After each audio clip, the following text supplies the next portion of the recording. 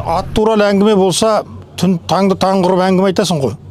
Соның бір есіме түскен бір несін айтып кетейін. Адай елінде болған. Бір Қалнияз Жұбан деген атақты байлар болған.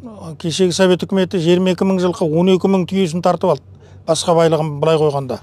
Анау сауыты тұрған Қоңырқұлжаларыңыз қанша аға сұлтан болғанмен, осы Сарыарқаны ен жайлап жатқан 18 мың жылқыдан асыралған жоқ жылқысын. Ал жаңағы Доланың жабайы қаңғып жүрген адайы Өтежан айтқан, шалдардың бір әулетінде сондай жылқыны үкімет тартып алды. Түйесі 12 мың, басқа байлығын бұраған.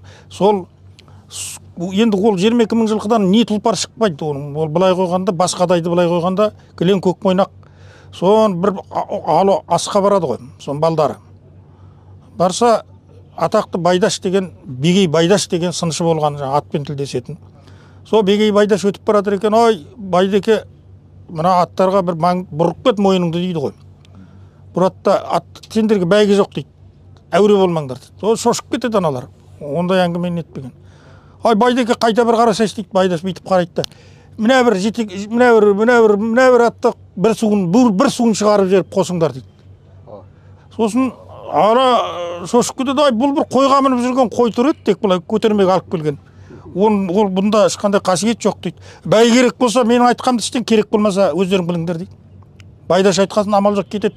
Кешегі марқұм классик Есенғали Раушановтың капитан Байдашев деген балладысы бар. Сол Байдаштың немересі туралы. Содан жаңағы енді Байдаш айтты, ол Құдайдың айтқанындай олар. Сосын бір суын шығарып, жаңағы атты қосып жібереді, жалғыз келеді. Сосын тойдан кейін байрақты нетіп, байрақтан сыбаға беріп, Байдаштан сұрайды ғой. Байдеке, мынатын не болды енді? Сонда айтады, бір күндік қана шабысы бар ат екен, бүгінгі келіп тұр екен деп айтады.